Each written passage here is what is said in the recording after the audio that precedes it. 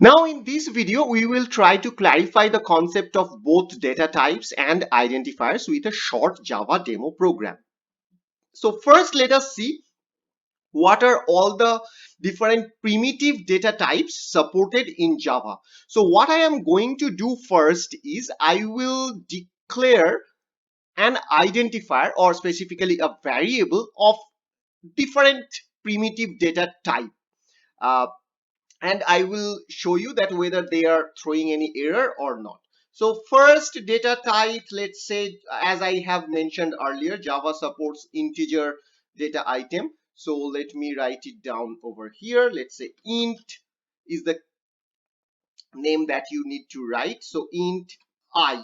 So int is the name of the data type, I is the variable name. And well, you can use any variable name of your choice. I am just matching this initial with the initial of the data type.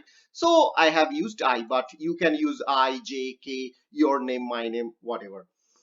Then int I, then as I have told, Java supports something called floating point number, where float means the numbers with the decimal points. So, and also Java supports character, which is denoted as char, C-H-A-R, then C, then let's say boolean, B, so it should be boolean, and then there can be string also. So now if all these different types of data items are supported in Java, then if I run this program, it should not throw any error.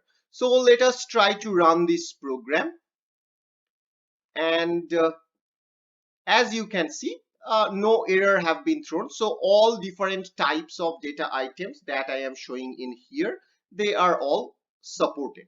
And if there is something like, let's say, string, some kind of data type which is not supported, if I write something like this, let's say my data type, then a variable name, let's say MDT, something like that. And if I do something like this, this is a weird thing which is not supported in Java. Just I want to show you that if the data type is not supported, then you will get an error like this way. So I just ran this program, and as you can see, this my data type is throwing some kind of error. So if the data type is not supported, you are supposed to get an error, but since all of them are supported, that's why you are not getting any error. Now all these first four, like int, float, char, boolean, they are all basically primitive data type. They are the smallest unit of data item. Now string is basically not a primitive data type, because this is string is basically a collection of several characters, like a sentence or a word, something like that. But because of its huge usage, we will use it as a primitive data type. So now let us try to initialize each of these variable with some kind of value which makes sense. So int I, let us store 100 inside I. Then let's say f is a floating point number. Let's store like 39.5. And c is a character. Let us store x inside. Or you can store anything like x or y or whatever characters you want. Then boolean, let's store true, and because boolean can take only true or false, nothing other than that. And then string s, let us store something called Java, a full word. And now let us see whether all these variables are supported or not in this program. And now if I just run this program, as you can see, all the values are supported other than one, this float f equals 39.5. So the error is basically a lossy conversion. Now in Java, basically, there is another data type that you should know, uh, that is called double data type. So instead of utilizing float, you can always use it like this: double.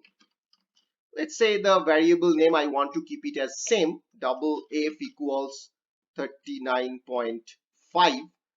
So now if I just run it, as you will see that the error is basically gone, and the program is compiled correctly. There is no error basically in this entire program. So so this is one suggestion. Instead of, so whenever you will get a decimal point in your data member, in your data item, instead of utilizing this float, use double, because double can store more number after this decimal point. So it is always safe to use double. And you can use your own variable name basically. Instead of f, you can change it to double d like this, and then if you just run it, you won't get any error like this. So now let us try to print all those numbers. Let us see whether those can be printed successfully or not. Now in order to print it, we have to use system.out.println, and then the value of the variable, let's say this is I want to print the value of I, so I just wrote I over here. Next, I'm just copy pasting, and I just want to print each of the variable. So print system.out.println d. Then next line, I want to print the value of c. Then I want to print the value of b. And finally, I want to print the value of this s. So basically, I am just showing that, well, after storing the value, whether the values are actually being stored or not, just by printing these values. So here I am expecting for I, it should print 100, for D, it should print 39.5, so for C, it should print X, something like this. So now let us run this program. And if I run this program, as you can see, all the values that you have that I have stored in the variables, that have been printed with this system.out.println statement. So for I, it has printed 100. For D, it has printed 39.5. For C, it has printed X. For B, it has printed true, and for S, it has printed Java. That is basically the data that have been stored in those variables, in these identifiers. So this is giving you the overview of the data types and the basic variables. In the next couple of videos, we are going to clarify the concept of data types and identifiers with some more demo videos.